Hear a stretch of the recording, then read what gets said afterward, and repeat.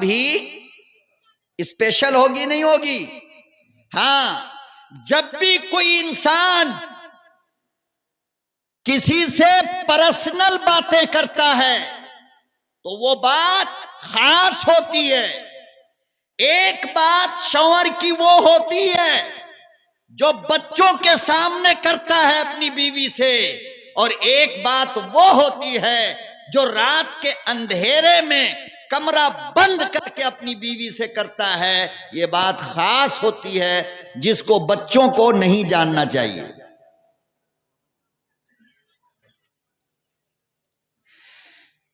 परवरदिगार आलम ने कुरान करीम में इसी अंदाज को बयान किया, इसी अंदाज को अल्लाह पाक ने कुरान करीम में इख्तियार किया और गोया ईमान वालों से मोहब्बत का इजहार किया है कि मोमिनो, ईमान वालों, कुरान करीम को मानने वालों, अल्लाह को मानने वालों, आखिरत पर ईमान रखने वालों, तुम आम लोगों की तरह नहीं हो, मेरे लिए स्पेशल हो, तुम खास हो, मेरे खास बंदे हो, मेरे खास लोग हो, मेरे महबूब हो, इसीलिए कुछ बातें मैं खास करता हूं। फरमाया या अय्युहल्लज़ीना आमनुत्तकुल्लाह,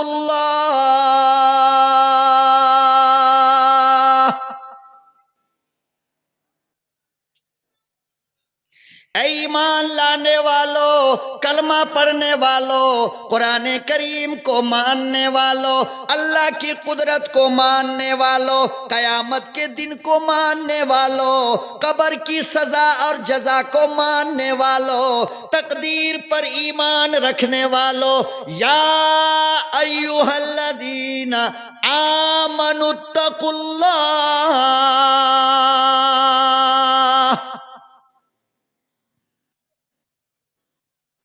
मैं यहूदी से ये नहीं कह रहा हूं, नसारा से नहीं कह रहा हूं, मुशरिकों से नहीं कहता हूं, काफिरों से नहीं करता हूं, इमामुल अंबिया के गुलामों, मेरे खास बंदो, जब तुमने मुझे अल्लाह मान लिया, जब तुमने मुझे अपना सब कुछ मान लिया, तो अब मेरी ये बात मानो, इत्तकुल्लाह, अल्लाह से डरो।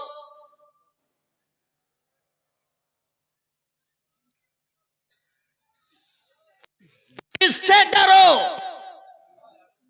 और कहा किससे? कि तुम मेरे स्पेशल हो, इसलिए मैं कहता हूं कि मुझसे डरो। अगर तुम गैर होते तो मैं तुमसे नहीं कहता कि डरो।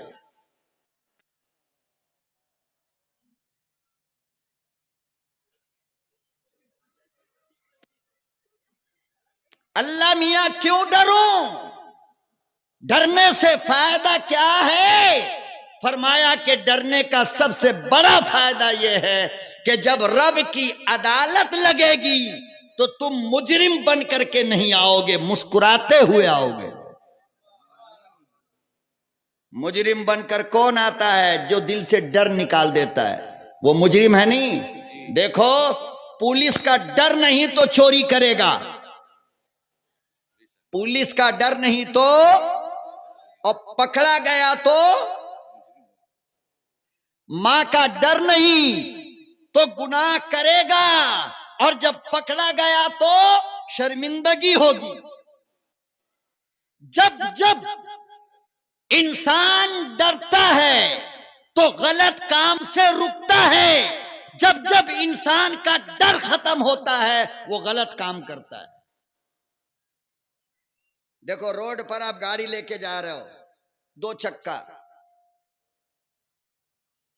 अचानक लाल बत्ती जल गई, आपकी गाड़ी जाती है या रुकती है? जो रुक गया वो बच गया, जो डरा नहीं गाड़ी लेकर आगे चला उसको फाइन देना पड़ा, 1000, 2000, 3000 रुपया। देखो, मुजरिम है नहीं। जो बत्ती से डर के रुक गया वो बच गया, और जो रुका नहीं वो फंस गया। फंसा नहीं फंसा है? तो अल्लाह ने क्या कहा कि मुझसे डरो। किससे डरो? डरोगे तो अल्लाह की अदालत में मुस्कुराते हुए आओगे, और अगर डरोगे नहीं तो चोरी करोगे, ज़िना करोगे, शराब पियोगे, झूठ बोलोगे, गीबत करोगे, मां को मारोगे, बाप को मारोगे, नमाज छोड़ोगे और रोजा छोड़ोगे, और जब आओगे तो पिटाई होगी।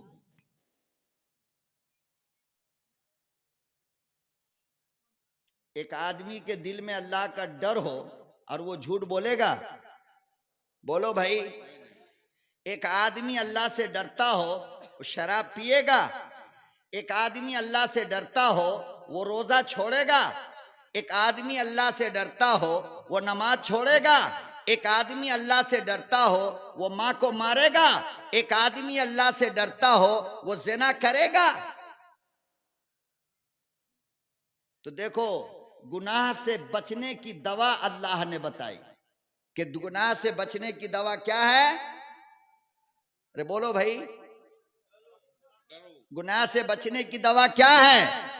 दिल के अंदर अल्लाह का डर होना। एक मरीज का डॉक्टर ऑपरेशन करता है और क्या कहता है? देखो भाई, 1 महीने तक आप गोश्त नहीं खाओगे, मछली नहीं खाओगे, अंडा नहीं खाओगे। तो 2 तरह का मरीज हॉस्पिटल से निकल कर आता है। एक वो मरीज जो डॉक्टर की बात मान लेता है तो वो जल्दी ठीक हो जाता है। एक वो मरीज जो कहता है डॉक्टर का काम बस यही है बेकार की बात करना, और दवा करके बिरयानी, कोरमा, कोफ्ता, कलेजी, मछली, ये वो सब खाता रहता है। 4 दिन के बाद फिर हॉस्पिटल जाएगा। देखो, जो डॉक्टर से डर गया वो क्या हुआ? बच गया। जो डरा नहीं वो फंस गया। अल्लाह ने फरमाया कि ये तो दुनिया की बातें हैं मेरे बंदो, अगर मुझसे डरोगे तो कयामत के दिन बचोगे, अगर मुझसे नहीं डरोगे तो कयामत के दिन तुम्हारे हाथ में हथकड़ियां और पांव में हथकड़ियां, अब मोहम्मद अरबी के सामने तुमको शर्मिंदा होना पड़ेगा।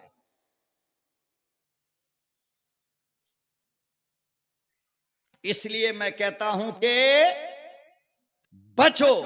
जब इंसान के दिल में अल्लाह का डर होता है तो गुनाहों से बचता है।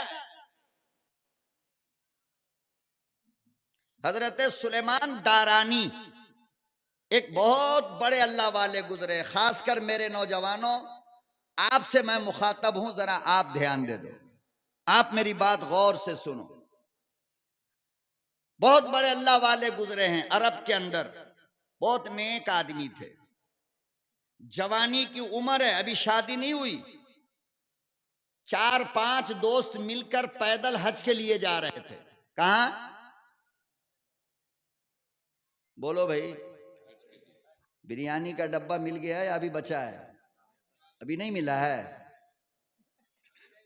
तो मिलेगा इंशाअल्लाह। तकरीर सुनने के बाद हम भी खाएंगे, आप भी खाओगे, है ना? बोलो।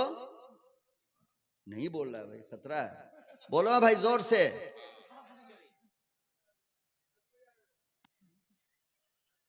हज पे कौन? हाँ, तो 4-5 दोस्तों के साथ हज पे जा रहे थे। तो पहले जमाने में जगह जगह पे दुकान नहीं होती थी, जगह जगह पे दुकान नहीं होती थी। हमारे दरभंगा जिला बिहार, वहां से लोग बंगला आते थे बैल खरीदने के लिए। हमारे दादा परदादा के जमाने में तो लोग पैदल आते थे।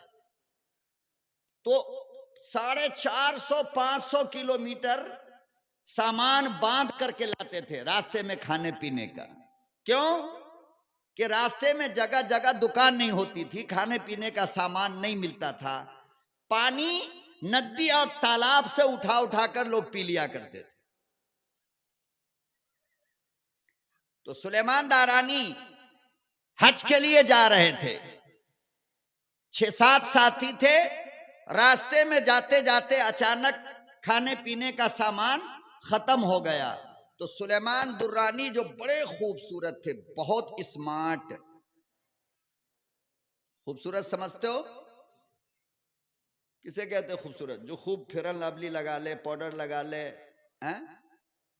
क्रीम लगा ले, पॉन्ड्स लगा ले, मैसूर सैंडल से मुंह धो ले, फेस वॉश से मुंह धो ले, ये खूबसूरत है। खूबसूरत उसे कहते हैं जो कुछ न लगाए मगर ऐसा लगे कि सब कुछ लगाए हुआ है। कुछ न लगाए मगर क्या लगे कि सब कुछ लगाए हुआ है। और ऐसा आदमी कब लगता है मालूम? जब यहां पर अल्लाह का डर होता है दिल में, तो ईमान का नूर उसके चेहरे पे नजर आता है।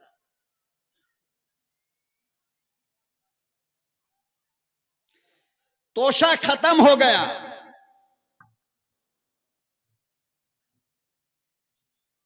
6 साथियों में से 5 साथी गांव में गए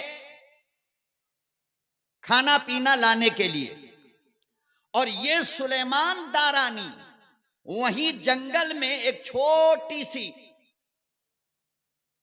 जगह थी, वहां पर बैठ गए इंतजार में कि सामान जो है वो भी तो देखना है ना, दूसरा कौन देखेगा।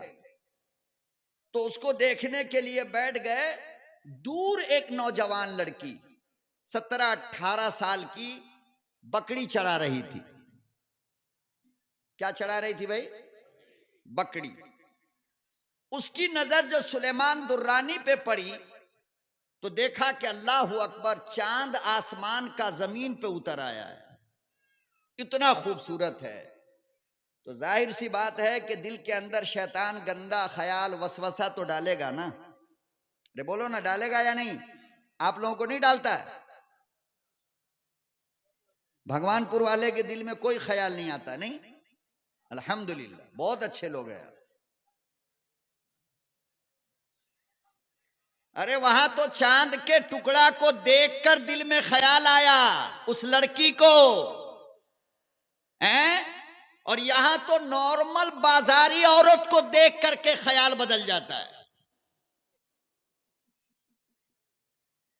और नौजवानों, तुम्हारा बदला तो क्या बदला, मेरे उम्र दराज हजरात मुझे माफ फरमा दे, हमारे बाप दादा का ख्याल भी बदल जाता है।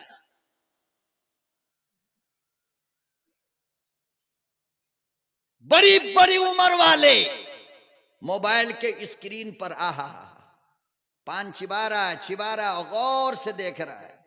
आकर के देखो तो क्या है भाई? तो पैठान का गाना है। ये बूढ़े मियां देख रहे हैं।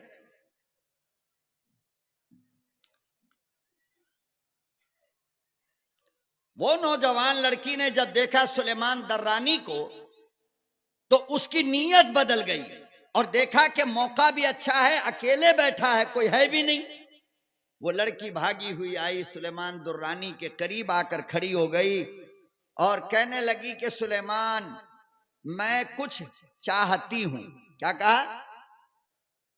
मैं कुछ चाहती हूं। सुलेमान दुर्रानी समझ गए कि मौका देखकर शैतान आ गया। मौका देखकर हम लोग होते तो क्या करते?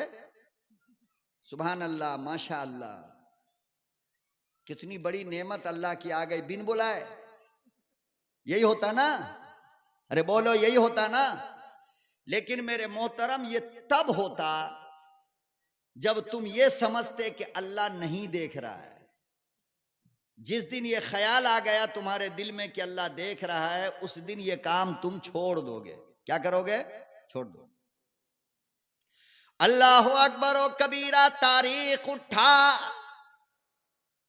मेरे नौजवानों, मेरे मोहतरम, तारीख उठाओ। तारीख में लिखा है सुलेमान दारानी बेहोश हो गया, जमीन पे गिर गया।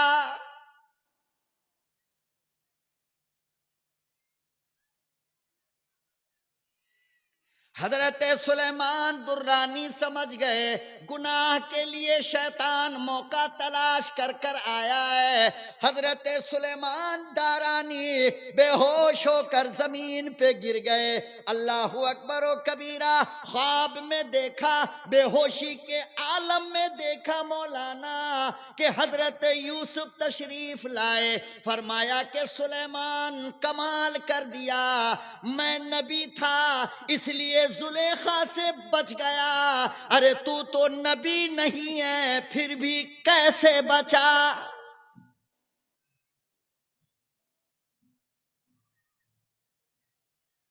मैं तो नबी था, मेरे अल्लाह ने जुलेखा से बचाया। मैं तो नबी था, मेरे अल्लाह ने मेरी हिफाजत फरमाई। मैं तो नबी था, मेरे रब ने मुझे बचाया। मगर सुलेमान दारानी, तू तो नबी नहीं, रसूल नहीं, पैगंबर नहीं, तू कैसे बचा? मौका पूरा था, तेरी हिफाजत कैसे हुई? हजरत यूसुफ ने सुलेमान दारानी को उठाया, सीने से लगाया।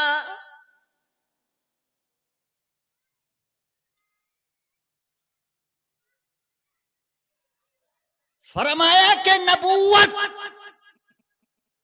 इमामुल अंबिया पे खत्म, मगर वारे सुलेमान दारानी के जो काम जमाने का नबी कर गया वो काम नबी की उम्मत कर गई।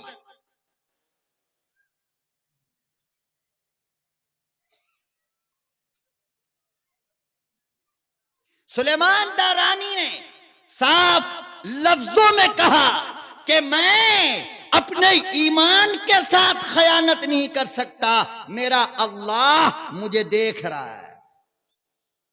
तू ये समझती है कि कोई नहीं, मैं ये समझता हूं कि सबका अल्लाह देख रहा है, लिहाजा मैं ये गुनाह नहीं कर सकता। देखो, अल्लाह का डर जब दिल में आया तो तन्हाई में, सन्नाटे में, अकेले में, मौका रहते हुए अल्लाह से गुनाहों से बचा नहीं बचा। तो अल्लाह क्या कह रहे हैं? या अय्युहल्लज़ीना आमनुत्तकुल्लाह, ईमान वाले अल्लाह से डरो। किससे डरोगे तो गुनाहों से बचोगे, डरोगे नहीं तो कयामत आ सकती है मगर गुनाह से नहीं बच पाओगे। चाहे वो हमारे जैसे हजरत हों या आप जैसे हों।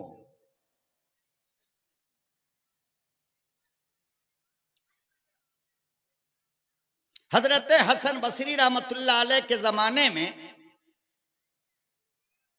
मेरी लाडलियों, मेरी बेटियों, गौर से सुनो, हसन बसरी के जमाने में एक लड़की थी जो अपने खाला के घर नमाज सीखने के लिए जाती थी। किस लिए?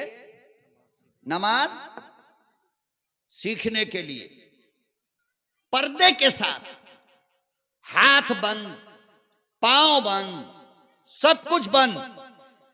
लेकिन एक मर्तबा उस नौजवान लड़की ने देखा फजर के वक्त कि जिस रास्ते से मैं गुजरती हूं उस रास्ते पे कोई खड़ा होकर अंधेरे में मुझे गौर से देखता है हर दिन। देख रहा है। एक दिन बच्ची ने देखा, दूसरे दिन देखा, तीसरे दिन देखा, चौथे दिन बच्ची ने खड़े होकर के उसको आवाज दिया, ए अल्लाह के बंदे जरा इधर आओ। ये क्या तुम अकेले खड़े होकर के हर दिन जब मैं गुजरती हूं तो मुझे देखते हो, वजह क्या है?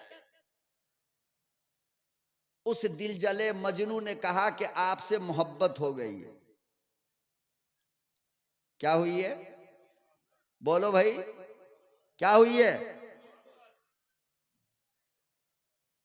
मोहब्बत तो आप लोग समझते नहीं होगे। समझते हो मोहब्बत? कहा कि आपसे मोहब्बत हो गई। लड़की ने कहा वेलकम, बड़ी खुशी की बात है। आइए मेरे साथ, मेरे पीछे पीछे चलिए। वो समझा कि काम बन गया, लॉटरी। बोलो ना, खड़गपुर में जाते हो और बस के बाजू वाले सीट पर एक बैठी रहती है, तुम इस साइड में बैठे रहते हो, तुम बार बार उसकी तरफ गौर से देखते हो और वो तुम्हें देखकर हंसने लगती है, तो तुम समझते हो कि काम, हालांकि अंदर अंदर वो इसलिए हंसती है कि बेटा अगले स्टॉप पर उतर, फिर बताती हूं तुझे। और जब उतरा तो हील वाले चप्पल से स्वागत हुआ। समझ रहे हो? किससे? हील वाले चप्पल से स्वागत हुई इनकी। अब सारी खुशी खत्म।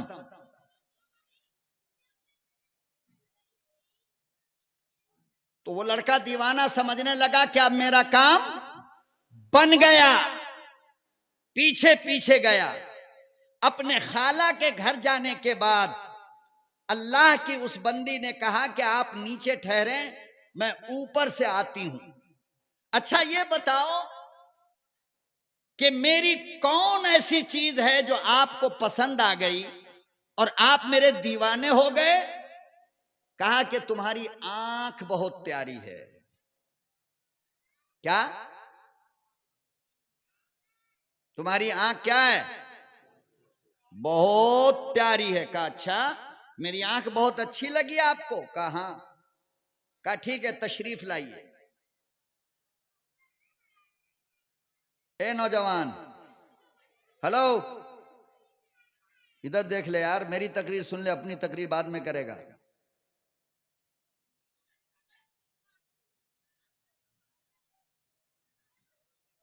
कहा कि मेरे पीछे आओ, लेकर गई और खाला के घर में नीचे उसे बैठाया और खुद ऊपर चली गई। अल्लाह अकबर। किचन में जाकर चाकू उठाया।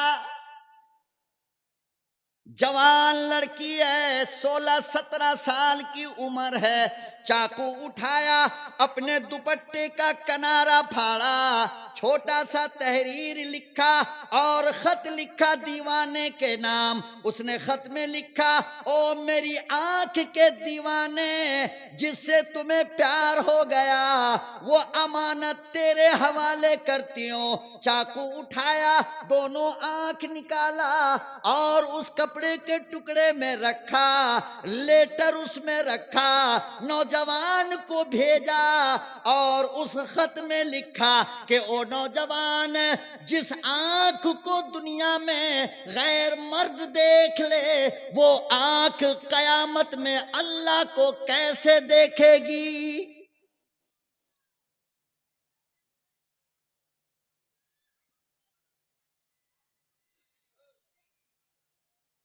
मेरा अल्लाह पाक है, मेरे अल्लाह को देखने के लिए आंख भी पाक होना चाहिए। कहने लगी, जब तुझे मेरी आंख प्यारी लगी तो मैं अपनी आंख तेरे हवाले करती हूं। दोनों आंख को निकाला, नौजवान के हवाले कर दिया। इसे क्या कहते हो? अरे इसे क्या कहते हो? अल्लाह का डर। तो अल्लाह कहता है कि देखो, हमसे अगर डरोगे तो गुनाह से बचोगे, अगर नहीं डरोगे तो भगवानपुर वालों, बेंगलोर के मौलवी की तकरीर का तुम्हें कोई फायदा नहीं होगा। फायदा तब होगा जब दिल में अल्लाह का डर होगा। इसलिए कि जलसा सुनने के लिए आए हो और दुकान पे खड़ा होकर किसी की बेटी पे तुम्हारी गंदी नजर पड़ रही है, ये इसलिए कि अल्लाह का डर तुम्हारे दिल में नहीं है। तुम जलसा के नाम पर भी गुनाह कर रहे हो।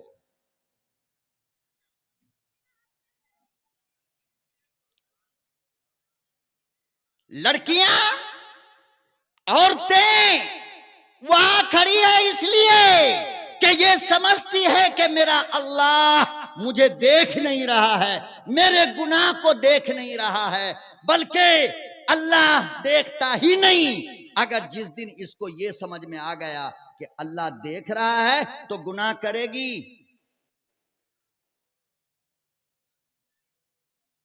दोनों आंख निकाला, कपड़े के टुकड़े में रखा और उस दिल जले नौजवान की तरफ भेज करके क्या कहा कि जो आंख दुनिया में किसी गैर मर्द पे पड़ जाए वो आंख कयामत में अल्लाह को कैसे देखेगी। अब तुम लोग फैसला करके बताओ, रात की तन्हाई में जिन आंखों से तुम गंदी फिल्में मोबाइल में देखते हो, क्या उसी आंख से अपने अल्लाह को देखोगे? शर्म आ रही है जवाब देते हुए। जवाब क्यों नहीं दे रहे हो? देखोगे?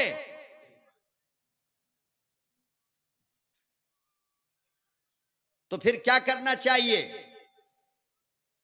तौबा के पानी से आंख को धो डालो। क्या करो? अरे यार बोल ना यार, क्यों नहीं बोल रहे हो? क्या मामला क्या है? भूख ज्यादा लग गई है? जवाब दो ना, दो चार लोग तो बैठे हो। हम सोच रहे थे भगवानपुर का जलसा अल्लाह अकबर 50-25 हजार लोग होंगे, घबराहट हो रही थी, मगर यहां तो देख रहे हैं तो सारा मामला ही उल्टा बना हुआ। और उल्टा क्यों नहीं होगा? जब एक एक गांव में 7-7 जलसा होगा तो और क्या होगा? यही होगा ना।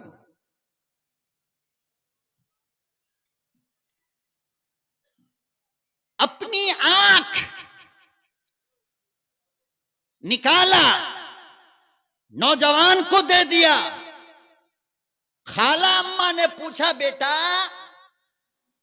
तौबा कर लेती, आंख निकालने की जरूरत क्या थी? आज के बाद तो कयामत तक अंधी बन करके जिंदगी गुजारेगी।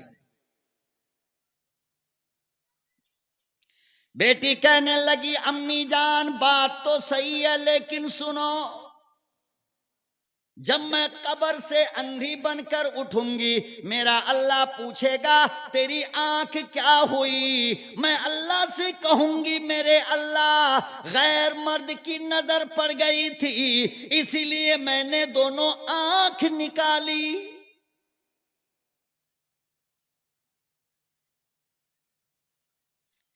कि जिस आंख को गैर मर्द देख ले, जिस बालों को गैर मर्द देख ले, जिस औरत को गैर मर्द देख ले, कयामत के दिन उसकी खैर नहीं।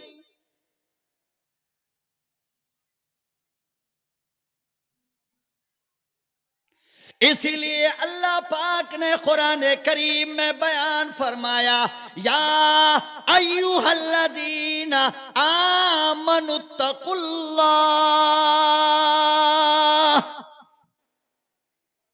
तुम अकेले रहो या भीड़ भाड़ में रहो, जहां भी रहोगे गुनाह से बचोगे तब जब तुम ये समझोगे कि मेरा अल्लाह मुझे देख रहा है, मेरा अल्लाह मुझे, बोलो भाई, बोल दो, मेरा अल्लाह मुझे।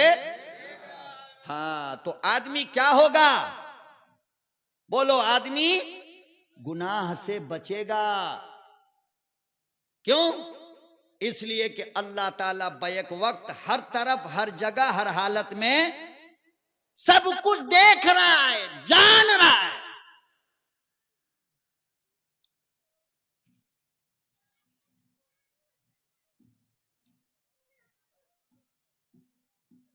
याद रखो, जिस इंसान को दुनिया में ये दौलत मिल गई, अल्लाह का डर, अल्लाह का खौफ, यकीनन खुदा की कसम वो मुकद्दर का सिकंदर है। वो क्या है?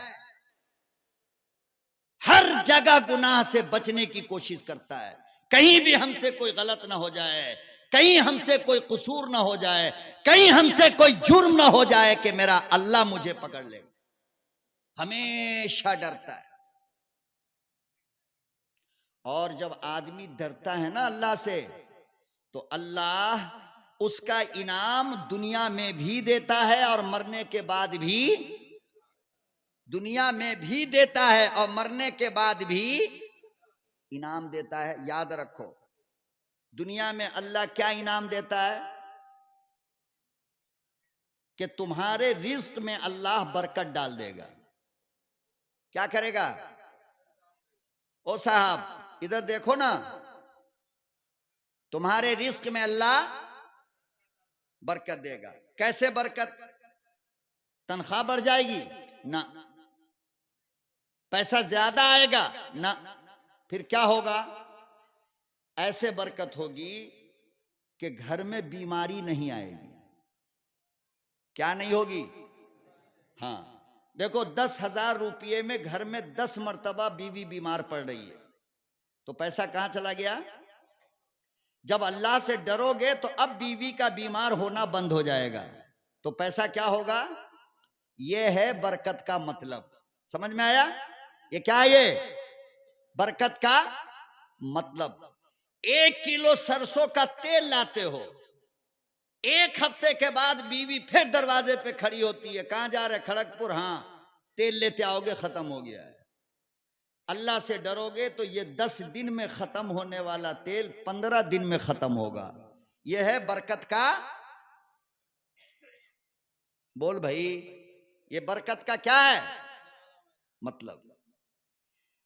सबसे पहली चीज, अल्लाह रिस्क में बरकत डाल देगा।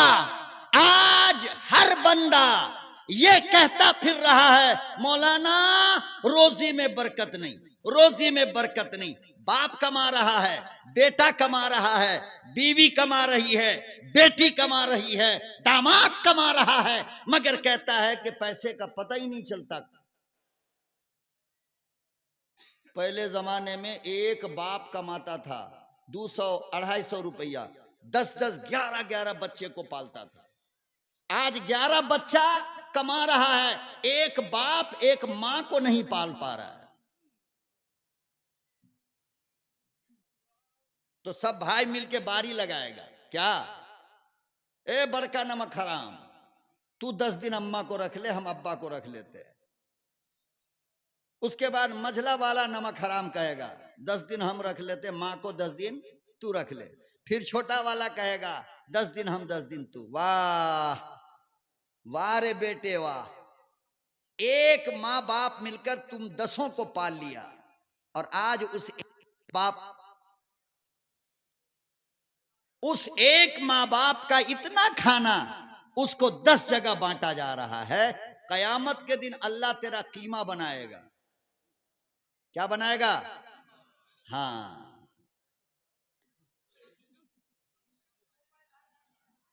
बचोगे नहीं, अल्लाह सब देख रहा है।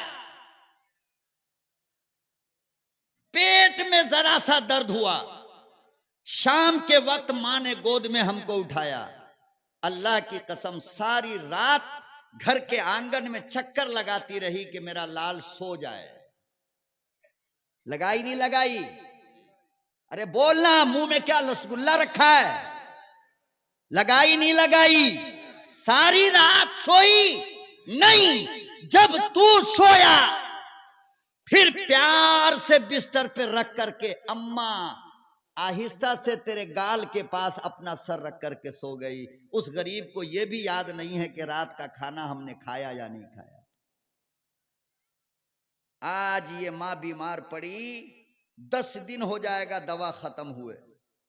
ये नमक हराम, हर दिन मां बोलेगी बेटा दवा, बेटा दवा, बेटा दवा। मोबाइल रिचार्ज खत्म होने से पहले रिचार्ज होता है। मां की दवा खत्म हो गई तो महीनों गुजर गया, दवा नहीं आ रही।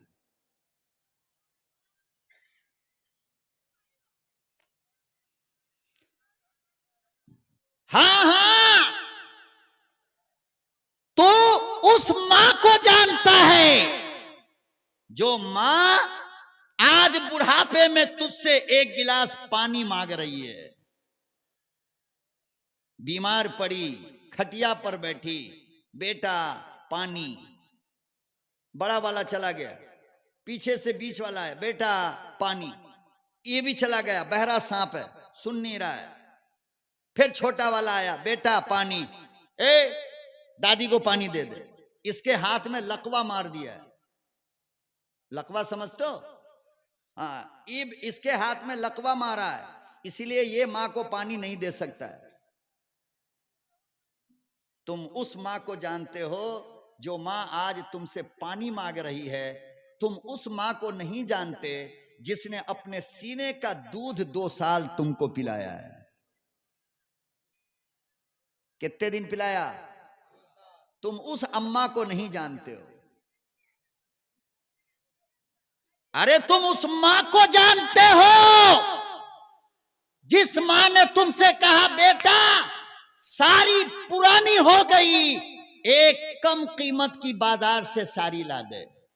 तुम उस मां को नहीं जानते जिसने अपने शादी का जोड़ा तेरे पेशाब पैखाने में सड़ाया था। कभी भी उस मां को नहीं जानते। तुम उस मां को नहीं जानते जिस मां ने अपने गोद में तुमसे पेशाब भी करवाया, पैखाना भी करवाया। तुम उस मां को जानते हो जो आज मुहताज बनकर तुमसे एक रोटी मांग रही है। तुम उस मां को नहीं जानते जो अपने मुंह से चिबा चिबा करके तुम्हारे मुंह में लुकमा डाला करती थी।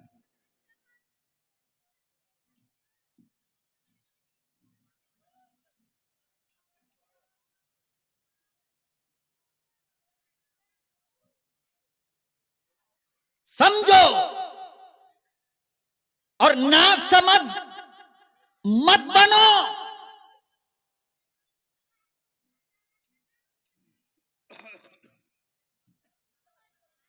अल्लाह का खौफ जब इंसान के दिल में आता है तो दुनिया के अंदर रिस्क में अल्लाह बरकत देता है और सेहत में बरकत देता है। किसमें? लिख लेना इस बात को, सेहत में।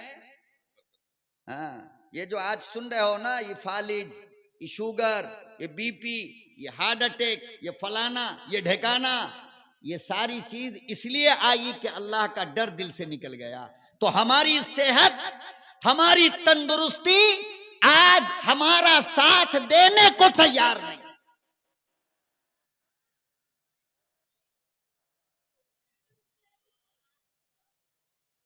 हर बंदे को शिकायत, कमाई बहुत है मगर रिस्क में बरकत नहीं। अल्लाह पाक कहते हैं मुझसे डरोगे ना तो इतना रिस्क दूंगा, इतना रिस्क दूंगा, ऐसी ऐसी जगह से दूंगा कि तुम सोचे भी नहीं होगे कि यहां से रिस्क आता है।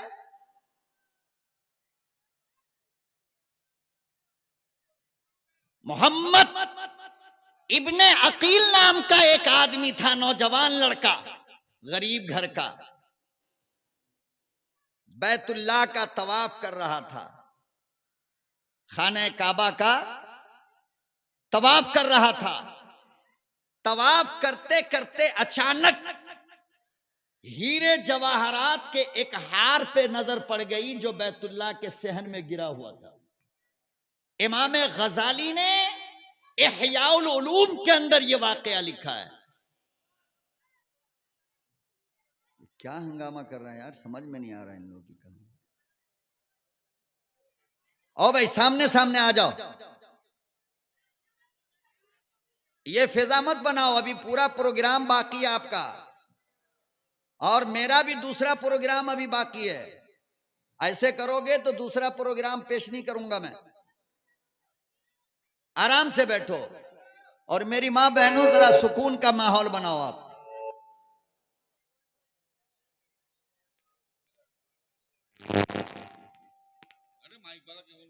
और माइक बर्बाद किए हुए है तुमसे।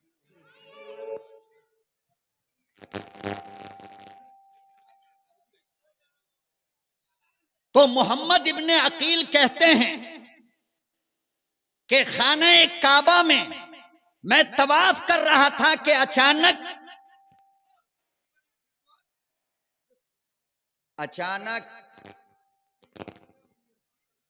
एक हीरे जवाहरात के हार पे जो गिरा हुआ था ना, मेरी नजर पड़ गई। ए जलसा के बाद ठीक कर लो, ठीक है?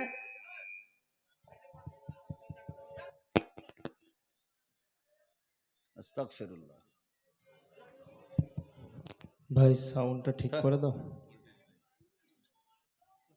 पूरा प्रोग्राम बर्बाद करते हैं।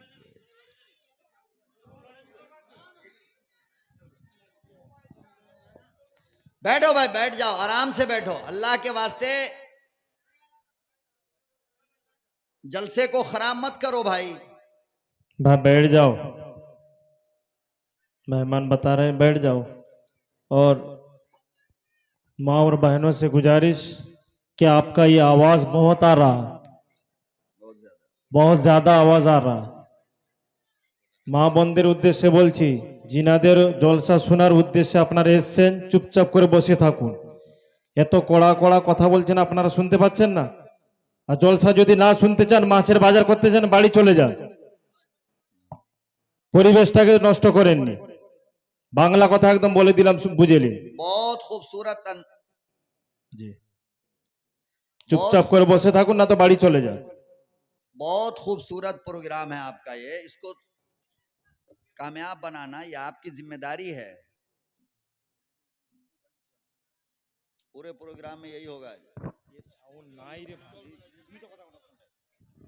Hello hello hello. तो मैं अर्ज ये कर रहा हूं कि इसको कामयाब बनाना ये आपकी जिम्मेदारी है। और अल्हम्दुलिल्लाह देखो 12:15 हो गया है, थोड़ी देर का मसला और है, चैन सुकून से सुन लो प्रोग्राम को। देखो पता नहीं क्या कर रहा है, अल्लाह जाने।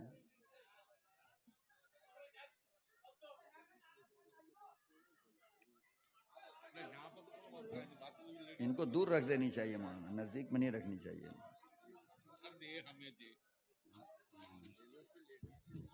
হ্যালো, মা বোনদের উদ্দেশ্যে বলা হচ্ছে, কমিটির পক্ষ থেকে বলা হচ্ছে, आगे आ जाओ ना, आगे आ जाओ। দয়া করে ছোট आगे आ ছোট जाओ ना। বাচ্চা যাদের আছে তারা নিয়ে বাড়ি চলে যান।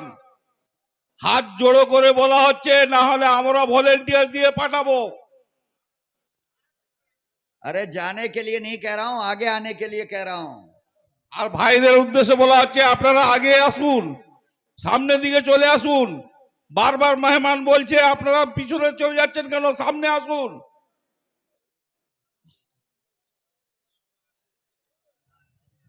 चलो दुरूद शरीफ पढ़ लो, अल्लाहुम्मा सल्ली अला सय्यदना मुहम्मद। इसकी आवाज जा कहां रही है, मेरी समझ में नहीं आ रहा। यहां तो बिल्कुल नहीं मालूम हो रहा है कि आवाज है क्या है, नहीं है।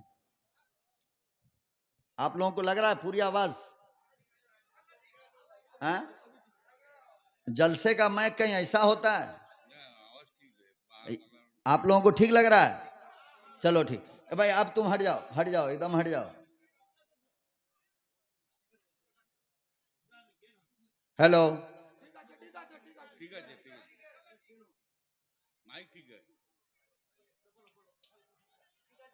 हेलो, थोड़ा इको, 1 पॉइंट इको डालो। तो अब देखो, आप लोगों के झगड़ा ने मेरा दिमाग फेल कर दिया। मैं कहां से छोड़ा था मेरी समझ ही में नहीं आ रहा, अब कहां से शुरू कर रहे हैं। तो मैं अर्ज ये कर रहा था कि इब्ने अकील नाम का एक नौजवान जो बैतुल्लाह के साये में तवाफ कर रहा था, बिल्कुल छोड़ दो, सही है, आप हट जाओ वहां से, हट जाओ, आप छूना नहीं उसको, मशीन को, आप बिल्कुल सही है। अचानक तवाफ करते हुए उसकी नजर एक हीरे के हार पे पड़ गई। किस पे? देखो, मैं तकरीर में आपको क्या समझाना चाह रहा हूं, उस बात को दिमाग में रखना कि अल्लाह से डरोगे ना तो अल्लाह रोजी का इंतजाम करेगा, और ऐसी जगह से करेगा कि आप कभी सोचे भी नहीं होंगे कि यहां से रिस्क बंदे को मिलता है। ये वाकया सुनो और आपके समझ में आएगा कि वाकई में अल्लाह ताला रिस्क का इंतजाम कैसे करता है। तो इब्ने अकील कहते हैं कि वो हीरे का हार जो गिरा हुआ था और पूरा बैतुल्ला लोगों से भरा था, अगर मैं उठा लेता तो किसी को पता चलता क्या? नहीं ना। इब्ने अकील ने ये उठाया हार को और वहीं पे खड़े हो, करोड़ों का हार था वो, कितने का? करोड़ों। और ऐलान करने लगे कि भाई किसी का हार गिरा है, किसी का हार गिरा है तो ले लो। थोड़ी देर में एक दोनों आंख से नाबीना बूढ़ा आदमी आया और आकर कहने लगा, बेटा ये हार मेरा है और मेरे थैले से ये हार गिर गया था, लिहाजा मेरे हवाले कर दो। इब्ने अकील के दिल ने कहा कि यार ये तो अंधा था, और भी पता नहीं चलता अगर उठा लेते तो। बहरहाल उस नाबीना को उन्होंने हार दे दिया। तवाफ मुकम्मल किया, उम्रा मुकम्मल हुआ। इब्ने अकील मदीने से निकल गए, मक्के से निकल गए रोजी रोटी को तलाश करने के लिए इराक की तरफ, बसरा की तरफ। कहते हैं कि मैं जंगल जंगल होता हुआ एक गांव में ऊपर हुआ तो देखा कि वहां अजान की आवाज आ रही है। क्या आ रही है? कहते हैं कि मुझे नमाज तो पढ़ना ही था, मैं ढूंढता हुआ बस्ती के अंदर गया तो लोगों ने कहा कि मौलाना साहब, इस मस्जिद के इमाम साहब का 2-4 दिन पहले इंतकाल हो गया है, इमामत के लिए कोई नहीं है, आप जरा नमाज पढ़ा दीजिए। इब्ने अकील कहते हैं कि मैं खड़ा हुआ और नमाज पढ़ा दिया। अल्लाह ने मुझे खूबसूरत आवाज दिया था। क्या दिया था? और जब खूबसूरत आवाज पर इंसान खुद भी खूबसूरत हो तो उस पर सोने पर सुहागा। अरे बोलो ना भाई, आदमी भी खूबसूरत हो, उसकी आवाज भी खूबसूरत हो तो फिर क्या कहने। लोगों ने कहा कि मगरिब पढ़ा दिया तो ऐशा भी पढ़ा दो, तो इब्ने अकील ने ऐशा भी पढ़ाया। फिर लोगों ने कहा ऐशा पढ़ा दिए तो फजर भी पढ़ा दिया। तो फजर के बाद मस्जिद की कमेटी, गांव के लोग बैठ गए और सब ने आपस में मशवरा किया कि भाई इसको भी रोजी की तलाश है और हमको भी इमाम की तलाश है, एक काम करो इसी बंदे को रख लेते हैं। क्या करते हैं? इसी बंदे को रख लेते हैं। रख लिया। रहना सहना इतना अच्छा था कि गांव को लोगों को पसंद आ गया, दिल में उसके जगह बन गई। तो कुछ दिन के बाद लोगों ने कहा कि इमाम साहब, ये जो इमाम थे पहले, इनके पास एक नौजवान लड़की थी और अभी वो है। इमाम साहब उस बच्ची की शादी करना चाहते थे और ऐसा लगता है कि आपकी भी शादी हुई नहीं है, तो हम लोग चाहते हैं कि उस बच्ची से आपका निकाह कर दिया जाए। तो इब्ने अकील ने कहा कि आप जो बेहतर समझें। अल्हम्दुलिल्लाह मैं तैयार हूं। शादी हो गई। क्या हुई?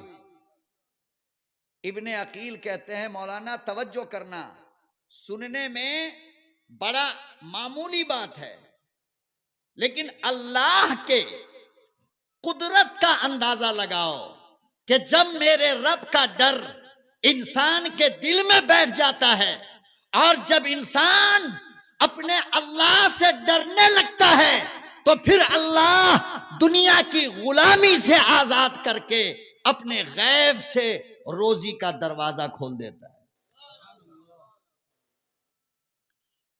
इब्ने अकील कहते हैं कि जब शादी की पहली रात थी और मैं अंदर गया अपनी दुल्हन से मिलने, शादी की पहली रात जब अंदर गया अपनी बीवी से मिलने, और कहते हैं कि जाने के बाद जब मैंने उसके पेशानी के बाल को पकड़कर दुआ पढ़ा। अब आप लोग सोच रहे होंगे रे शादी की पहली रात में दुआ का क्या मतलब, मगर मेरे नबी की सुन्नत यही है। क्या है? बोलो भगवानपुर वालों, वरना बहुत पछताओगे। अगर मैं अपनी बातों को लेकर वापस चला गया, आप पछताते रहोगे। याद रखना, मेरा साथ दोगे ना तो मैं बहुत कुछ आपको सुनाऊंगा, साथ नहीं दोगे तो मैं सुना नहीं पाऊंगा। सुन्नत क्या है? मेरे नबी की सुन्नत यह है कि शादी की पहली रात जब हो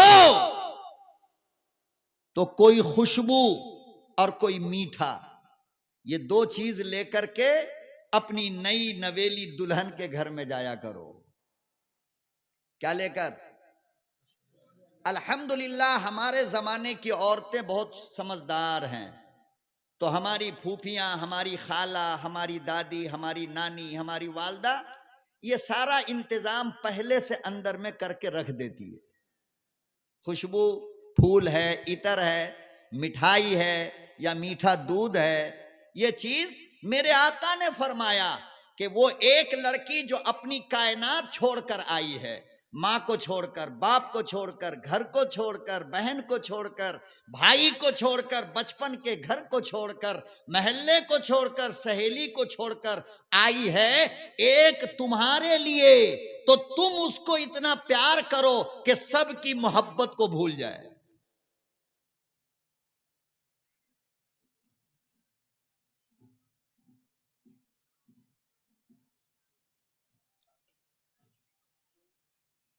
क्या है? सबकी मोहब्बत को भूल जाए, ये किसने कहा? मेरे आका ने। और ये खासियत फूल के अंदर होती है कि फूल पहचान है मोहब्बत की। अरे कोई गुस्सा से मारपीट करके फूल ले आके देता है, लीजिए हम आपको बहुत मारे हैं, अरे बोलना, फूल देता है? ओ मिठाई का डब्बा 2-4 लात मारा, घुसम घुसम हुआ और उसके बाद कहा ये मिठाई लीजिए हम आपको बहुत मारे हैं। तो फूल जो दिया जाता है वो मोहब्बत की निशानी है, और मिठाई जो दी जाती है वो भी मोहब्बत की निशानी है। तो मेरे आका ने कहा कि अपने पहली रात की दुल्हन के लिए खुशबू लेकर जाओ, मीठा लेकर जाओ, और जाने के बाद चेहरा देखने के खोलने के साथ उसके सामने का पेशानी का 3 बाल पकड़ लो। कितना?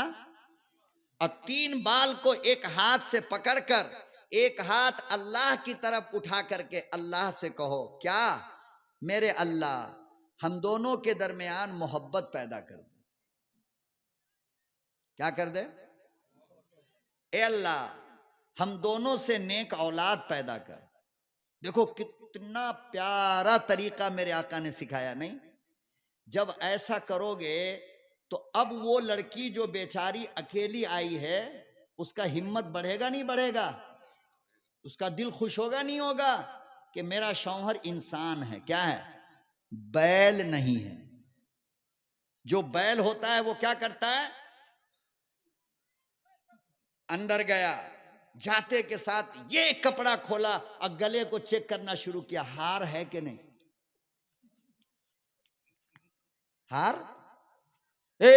हार कहां? तेरा बाप लिखा था जहेज की लिस्ट में 3 तोला सोने का हार, कहां है? ये हुआ बैल का बच्चा बैल।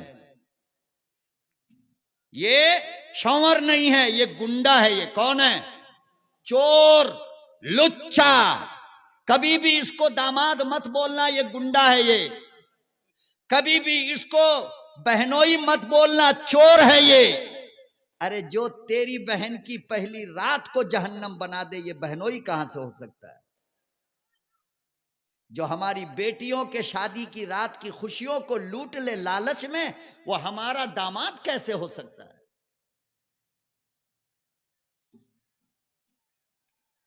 अल्लाह अकबर, अल्लाह अकबर। इतनी गंदी हालत हो रही है हमारी। लखनऊ में एक शायर गुजरा है, डॉक्टर फानी बदायूनी। क्या नाम था? फानी बदायूनी। एक लड़की का बाप, न दूसरा कोई बेटा न और कोई बेटी, बड़े लाड से पाला था, बहुत प्यार से पाला था बेटी को।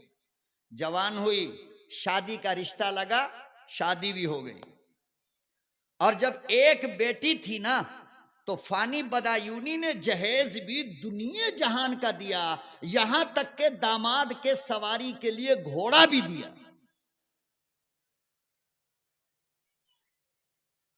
और फानी बदायूनी जानते थे कि बेहुदा घोड़ा तो ले लिया है, मगर डोरी बांधने के लिए नहीं होगा, तो डोरी भी दिया जहेज में। जैसे कि आजकल बेग वाला, जरी वाला मैकेनिक, ये वो पल्सर, पल ले तो लिया, बुलेट, अपाचे, ले लिया,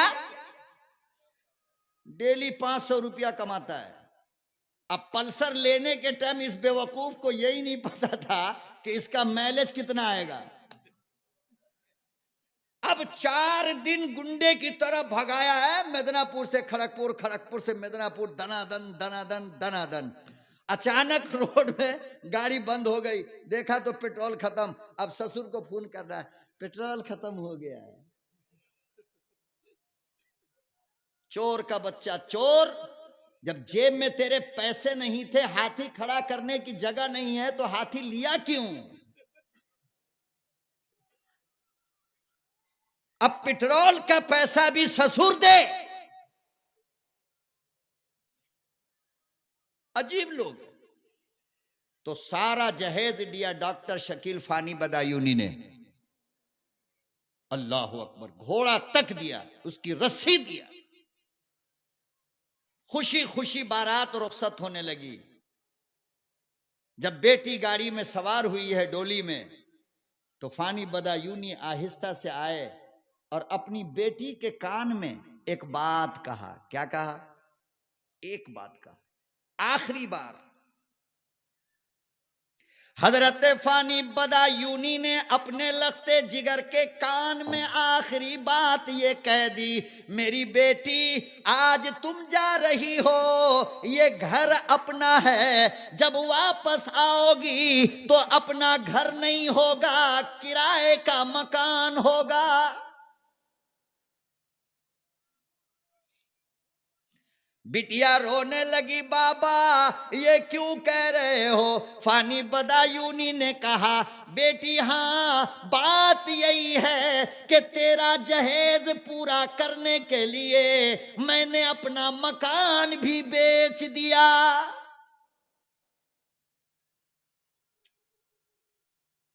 आओ मुसलमानों, अपने औलाद की हिफाजत करो, ये अल्लाह की नेमत है, ये अल्लाह की अमानत है, तिजारत का सामान नहीं। बेटों को बेचना बंद करो, बेटा की तिजारत बंद करो, वरना अल्लाह को बुरा लगेगा। कयामत के दिन तेरा गिरेबान होगा, मेरे अल्लाह का हाथ होगा। बेटा बेचने के लिए अल्लाह ने तुमको थोड़ी दिया है, जो उसका सौदा लगाते हो, बैल भैंस की तरह उसकी कीमत लगाते हो। शर्म करो, डूब मरो।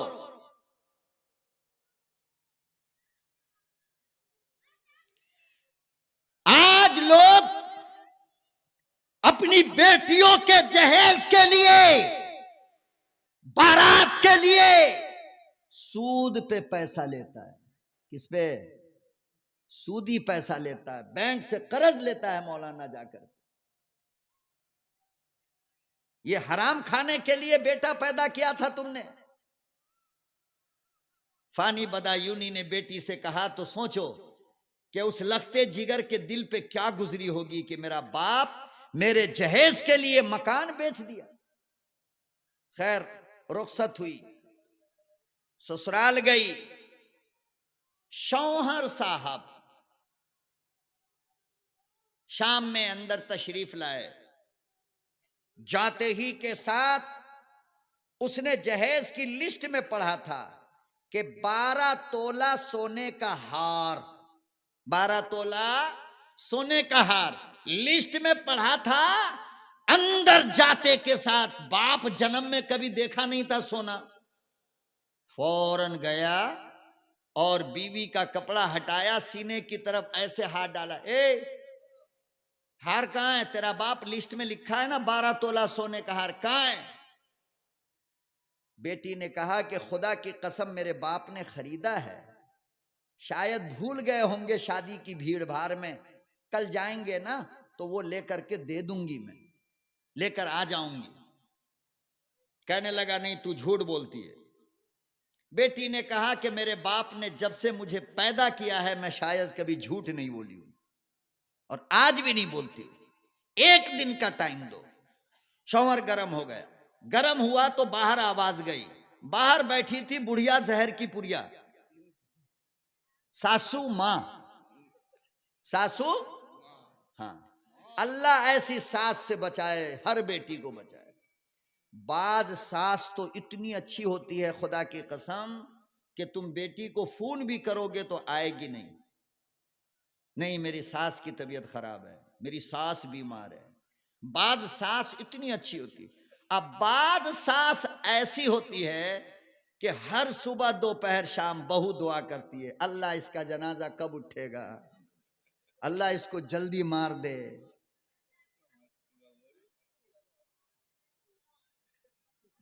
है नहीं है? तो बुढ़िया जहर की पुड़िया अंदर से आई, क्या रे, क्या इतनी ऊंची आवाज में बात कर रही है? अम्मा देख, इसका बाप लिखा है सोने का हार। आकर के देखा तो हार तो है ही नहीं। अब ये बुढ़िया लगी चिल्लाने, तो बात चली गई उस लंगूर तक, वो ससुर लंगूर जो बैठा था बाहर, वो आया भागा, क्या रे, ऐसी ऐसी बात है। अल्लाह अल्लाह। फानी बदायूनी के जिगर के टुकड़ा के हाथ की मेहंदी का रंग भी अभी साफ नहीं हुआ था।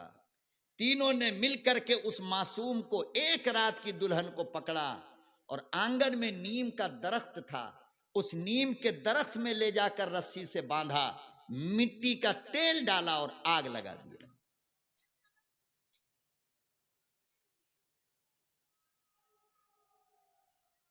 क्या किया? तुम भी ऐसा करोगे कभी? बोलो नहीं नहीं। खुदा की कसम, हर आने वाली बेटी, हर आने वाली तुम्हारी बीवी, तुम्हारी बहन, हर आने वाली बहू तुम्हारे जिगर की टुकड़ा होती है, वो तुम्हारी लाडली होती है। तुम बात को समझते क्यों नहीं कि बहू से ससुर का निकाह हराम है? क्यों? इसलिए कि वो तुम्हारी बेटी है। जैसे अपनी बेटी से निकाह हराम है ससुर का, बाप का, ऐसे ही बहू से निकाह हराम है ससुर का। क्यों? इसलिए कि अल्लाह ने तुमको उस बच्ची का बाप माना है। तो बाप ऐसा होगा, बेटी को जलाएगा? बाप बन जाओ, आने वाली बेटी के बाबा बन जाओ, बहू के बाबा बन जाओ। खुदा की कसम, उसकी एक दुआ तुम्हारे लिए काफी है, अल्लाह जन्नत दे देगा तुमको। क्योंकि सारी दुनिया छोड़कर आई है। कोई तो उसका सपोर्ट करो, या सास करो, या ससुर करो, या ननद करो, या शौहर करो। लेकिन जब सब मुखालिफ हो जाए तो सोचो कि उस मासूम की जिंदगी जहन्नम से बदतर होगी या नहीं। रहम खाओ बेटियों पे, रहम खाओ, अल्लाह तुम पे रहम खाएगा। तुम भी कभी बाप बनोगे।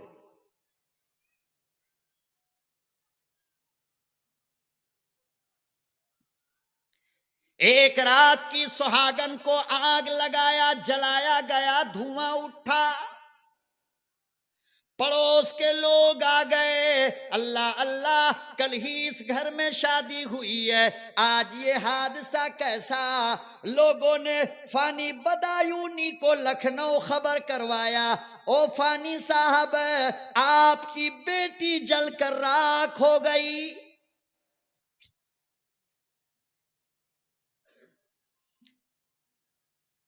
बाबा इंतजार कर रहा है, मेरी लाडली आएगी, मेरे जिगर की टुकड़ा आएगी। मगर क्या पता बाप को था कि बेटी के जिंदा लौटेगी नहीं, बल्कि मैयत की खबर आएगी।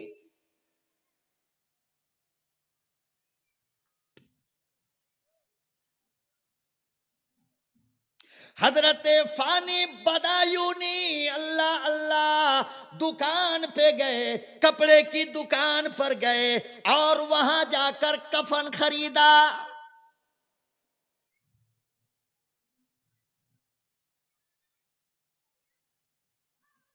क्या खरीदा?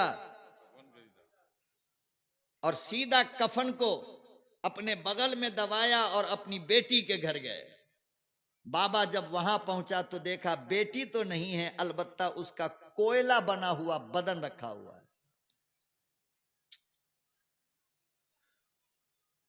मैं कहता हूं नौजवानों, आज के जलसे के लिए बस इतना काफी है कि तुम कसम खा करके यहां से जाओ कि मेरा बाप, मेरी मां, मेरा खानदान अगर मांगा भी तो मैं अल्लाह के नबी के तरीके पर निकाह करके अपनी दुल्हन को लाऊंगा, चाहे दुनिया नाराज हो जाए, मुझे कोई टेंशन नहीं।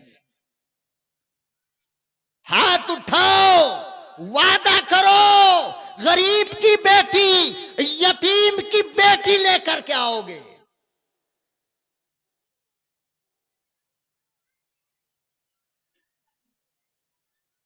यहां जितना बैठा है सबकी शादी हुई है, कोई कमारा नहीं है इसमें। देखो ऐसी बद्दुआ देंगे ना, जिंदगी में शादी नहीं होगी। वरना हाथ उठा,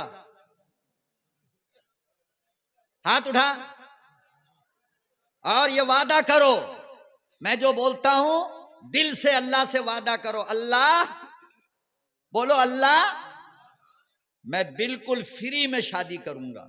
कैसे? बोलो भाई, बिल्कुल फ्री में, एक पैसे का जहेज नहीं। क्या बोलोगे? एक पैसे का जहेज नहीं, इंशाल्लाह। अब आप लोग रख दो, अल्लाह नेक बीवी आपको देगा, खूबसूरत भी देगा, खूबसीरत भी देगा। रख दिए? अरे बोलो भाई। अब वो लोग हाथ उठाओ जिसका इरादा दूसरी शादी करने का है। देखिए मौलाना कितना डर रही है कौम। अरे सुन्नत अदा करने से डरते हो तो हाथ उठाओ ना दूसरी शादी के लिए। मगर वही उठाए जिसकी बीवी नहीं आई है आज जलसा सुनने, वरना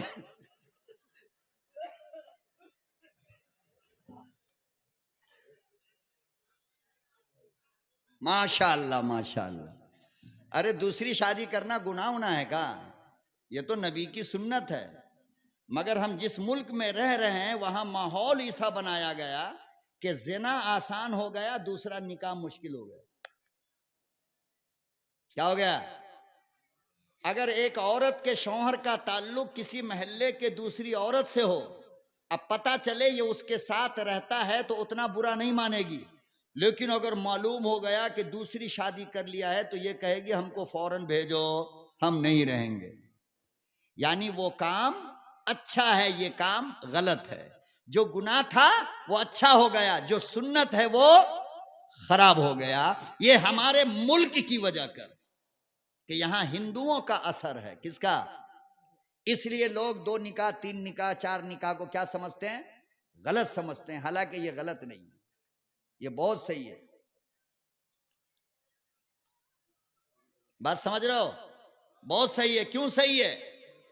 इसलिए कि 2, 3, 4 शादी होती ना तो ये जो मौलाना जोड़ा सलामी का चक्कर चल रहा है ये सब खत्म हो जाता। लड़की शॉर्ट पड़ जाती, डिमांड हो जाता शुरू। लड़का वाला कहता यार चलो हम ढूंढते हैं, कहां मिलेगी कहां मिलेगी। आज लड़की वाला ढूंढ रहा है। बेवा औरतें, लाखों बेवा औरत पड़ी हुई है। शौहर का इंतकाल हो गया, जवानी में बेवा हो गई, कोई निकाह करने वाला नहीं। आज अगर लोग दूसरी शादी का रिवाज बनाकर होते तो आज कोई बेवा होती, सहारा मिल जाता उसे। लेकिन बहरहाल थोड़ी जिंदगी और बची है, आगे चल करके देखेंगे। और ये लाइव चला रहा, अल्लाह ना करे मेरे घर वाली भी देख रही हो, कहेगी हम दूसरी शादी कराते हैं तुम्हारी, आओ। बहरहाल मेरे मोहतरम बुजुर्गों और दोस्तों, वादा करो अल्लाह से कि मैं बिल्कुल फ्री में शादी करूंगा इंशाअल्लाह। हाँ इंशाअल्लाह। तो कफन लेकर के फानी बदायूनी पहुंचे अपनी बिटिया के घर, तो देखा कि वहां बेटी तो नहीं, अलबत्ता कोयला पड़ा हुआ है। फानी बदायूनी ने कफन निकाला अपने पास से, हजरत थोड़ी देर और हजम कर लो मुझे, 1.25 घंटा तो हो ही गया अल्हम्दुलिल्लाह। कितना देर?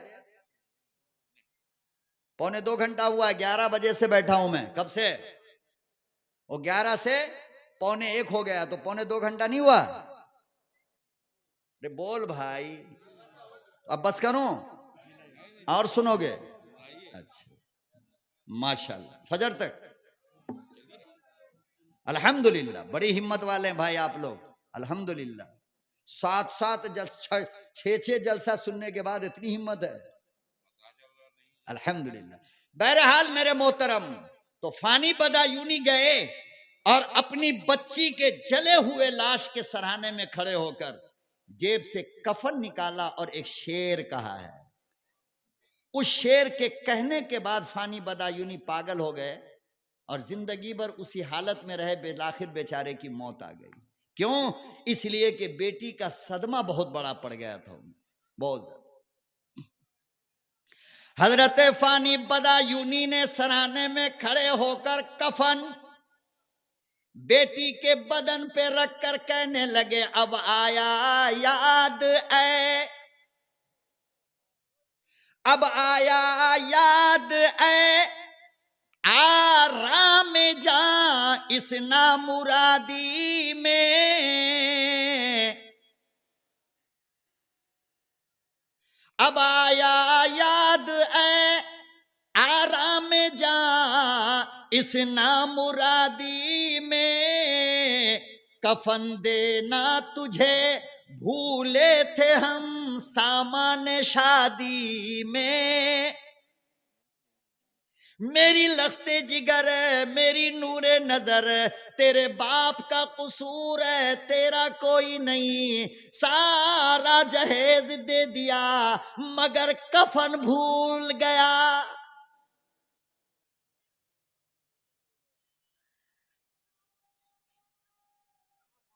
मेरी लख्ते जिगर, नूरे नजर, मुझे क्या पता था तुम इतनी जल्दी बाबा को छोड़ दोगे। अगर ये यकीन होता तो मैं कफन भी जहेज में देता। आँख खोलो मेरी नूरे नजर, मेरे जिगर की टुकड़ा, आँख खोलो, देखो देखो बाबा कफन लेकर खड़ा है।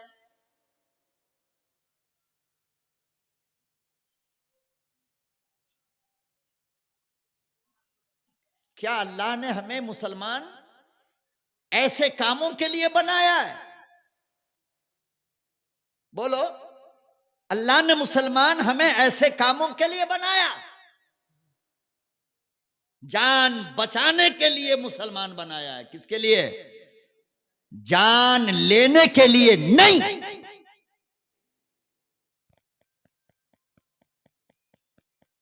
तो वो मोहम्मद इब्ने अकील कहते हैं, याद है ना? गेर बदला था यहीं से। तुम लोग यार लगते हो कि तैयार नहीं हो, मूड नहीं हो रहा है तुम्हारा। सुभान अल्लाह, माशाअल्लाह बोलो ना। ऐसा लग रहा है जैसे कि बकरी हेरा गई हो, बैठा हुआ है, सोच में पड़ा हुआ है। अल्हम्दुलिल्लाह। तो मोहम्मद इब्ने अकील, देखो, पहले इमामत मिली, फिर बोलो बीवी मिली, रोजी भी मिली और बीवी भी मिली।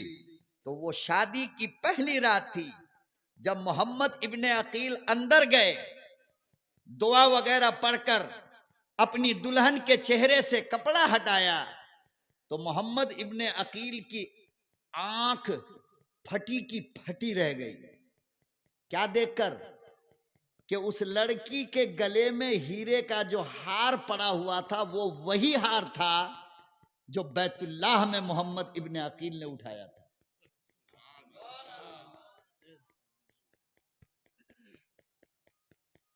समझे? कौन हार था? इसी को अल्लाह पाक ने कुरान करीम में यूं बयान किया, वमन यत्तकिल्लाह,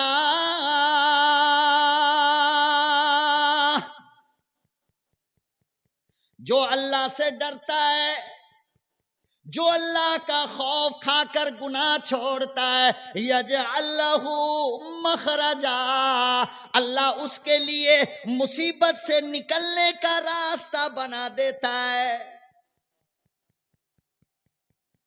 वयर्ज़ुक़ुहु मिन हैसु ला यहतसिब, और अल्लाह ऐसी जगह से रिज़्क़ देता है जहां तक उसने कभी सोचा भी ना हो। कभी ख्याल नहीं आया। ये मोहम्मद इब्ने अकील ने कभी सोचा था कि ये हार जो आज मैं उठा रहा हूं ये मेरी दुल्हन बनेगी? बोलो, सोचा था? नहीं। लेकिन अल्लाह से डरकर जब अल्लाह के बंदे को अमानत दे दिया तो फिर अल्लाह ने उस हार का मालिक बना दिया।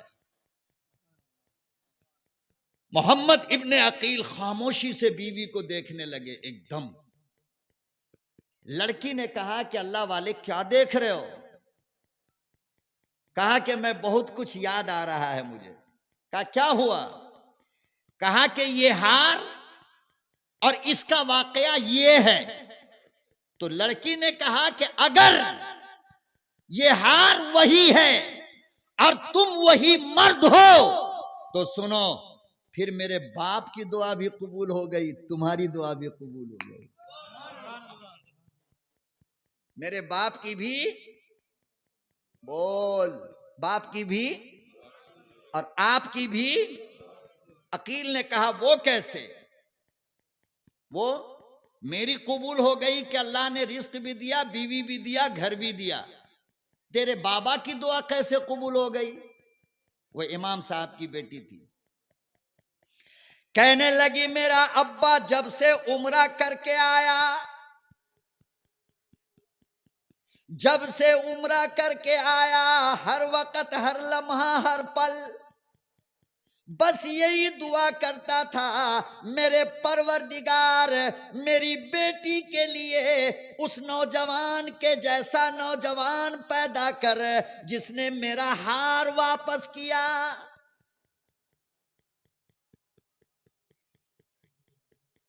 मेरे रब, मेरे मौला, वो लड़का बड़ा नेक है, वो बड़ा अल्लाह वाला है। ऐसा अल्लाह वाला लड़का मेरी बेटी का शौहर बना, मेरा दामाद बना।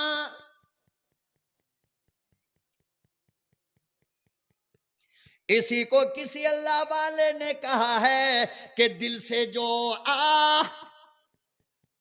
अरे दिल से जो निकलती है असर रखती है।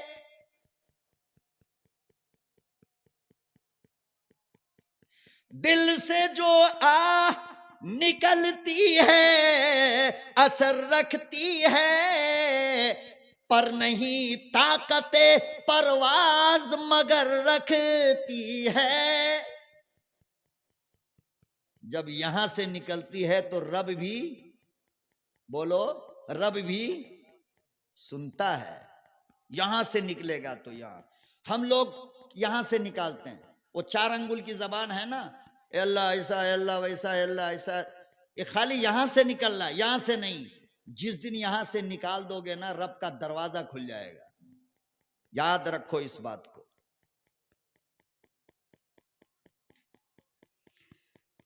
कहा कि अकील, आपकी दुआ इस तरह कबूल हुई कि आप रिस्क को ढूंढते थे, मेरे बाप की दुआ इस तरह कबूल हुई कि आप मुझे मिल गए, और आज के बाद ये हार के मालिक आप हो। कौन है?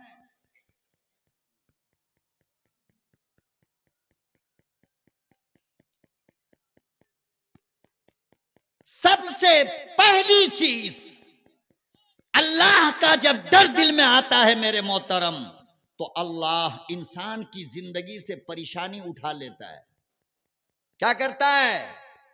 परेशानी उठा लेता है। देखो ना कितने परेशान हैं हम लोग, डॉक्टर के यहाँ, इसके यहाँ, उसके यहाँ, उसका कर्ज, उसका कर्ज, दुकान नहीं चल रही, कारोबार नहीं चल रहा, व्यापार नहीं चल रहा, बीवी बात नहीं मान रही, बच्चा बात नहीं मान रहा, नौकर बात नहीं मान रहा, जानवर बात नहीं मान रहा। जिधर से देखो परेशानी, परेशानी, परेशानी। क्यों? इसलिए कि तुम अल्लाह की नहीं मान रहे हो। किसकी? तुम अल्लाह की मान लोगे तो अल्लाह तुम्हारी भी मान लेगा। जब तक तुम अल्लाह की नहीं मानोगे तो अल्लाह भी तुम्हारी नहीं मानेगा, और जब अल्लाह तुम्हारी नहीं मानेगा तो तुम्हारी बीवी भी तुम्हारी नहीं मानेगी, बच्चा भी नहीं मानेगा। हजरत अत्तार कहते हैं कि जिस रात में मेरी तहज्जुद की नमाज छूट जाती थी, सुबह उठने के बाद मैं अपने घोड़े पर उसका असर देखता था। क्या देखता था? गुनाह नहीं करते, बल्कि तहज्जुद छूट जाती थी तो सुबह को मैं अपने जानवर पर उसका असर देखता था। कैसे? कहा कि जिस दिन मैं तहज्जुद पढ़ के सोता था, जब मेरा दरवाजा खुलता तो मेरा घोड़ा गर्दन झुकाकर मेरे सामने खड़ा होता था। जब मैं तहज्जुद नहीं पढ़ता तो घोड़ा दूर खड़ा रहता, बुलाने पर भी नहीं आता था। बहुत बड़ी बात कह रहा हूं, समझ लो। आप समझ रहे हो? तो जब बंदा गुनाह करता है तो जानवर को भी पता चल जाता है, तो जानवर भी हमारी बात नहीं मानता, तो बेटा कहां मानेगा, बीवी कहां मानेगी, बाप कहां मानेगा? लोग कैसे तुम्हारी बात को मानेंगे जब तुम गुनाह नहीं छोड़ोगे, अल्लाह से डरोगे नहीं।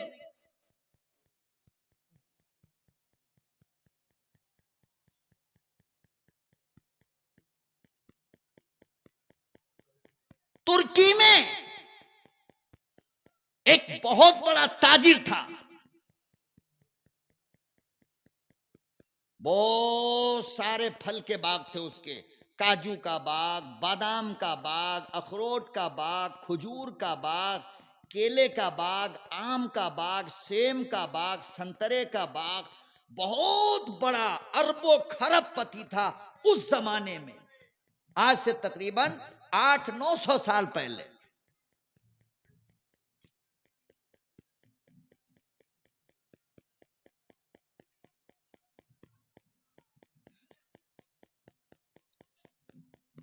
दुरूद शरीफ पढ़ो भाई। अल्लाहुम्मा सल्ली अला सय्यदना मुहम्मद व अला आलि सय्यदना मुहम्मद व बारिक वसल्लिम। क्या माहौल बना रहे हो यार स्टेज पे?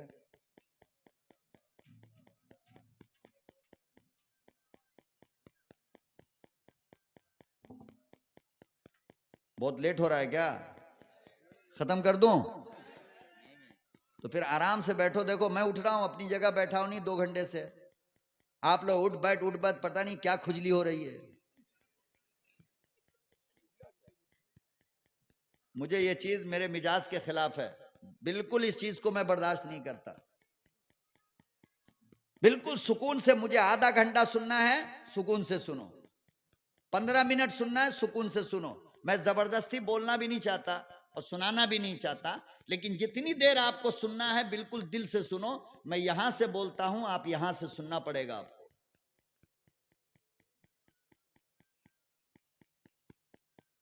देखो भूल गया। तो बहुत बड़ा बाग था तुर्की में।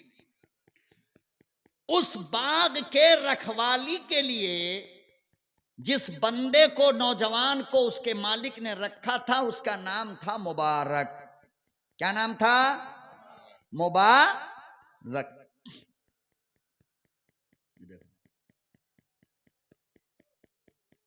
ए भाई एक काम करो, जिन लोगों को उठना है मैं 2 मिनट की फुर्सत मोहलत दे रहा हूं, उठ जाइए, जाओ जरूरत पूरी करके आ जाओ। चलो बीच में मत उठो।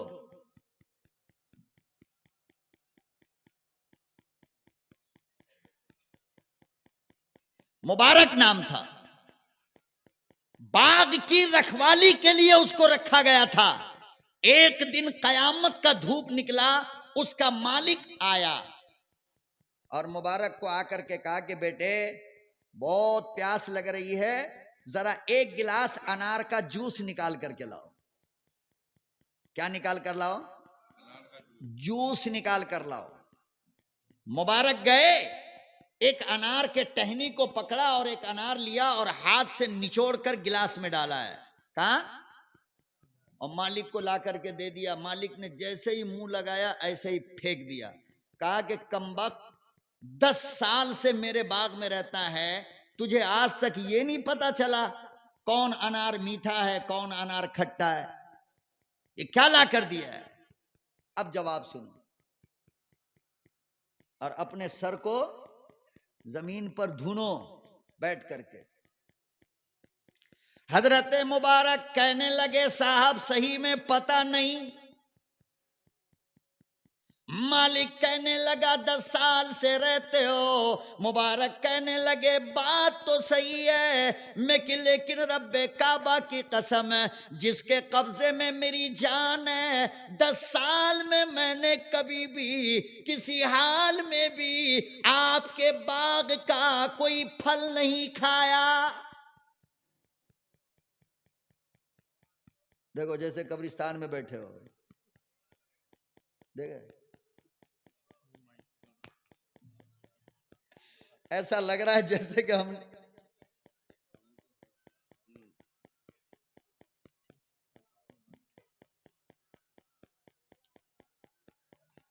तो भाई ये सब पहले ही दे दिए होते हैं।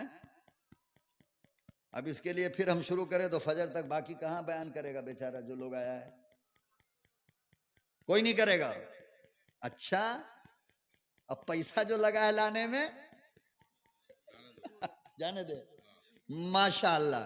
चलिए रात हमारी बात हमारी, हटाइए सब कहानी। अब वैसे भी इस साल का आखिरी प्रोग्राम है ये, बड़ी किस्मत वाले हो आप लोग।